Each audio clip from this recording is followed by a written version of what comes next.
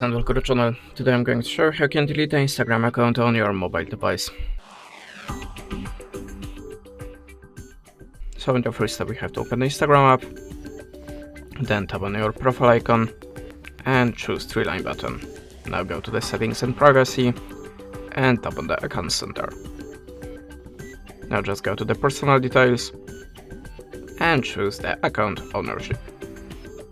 You can see there you have a deactivation and delete option, so just tap on it, choose your account, select the secret function, just deactivate or delete, choose continue,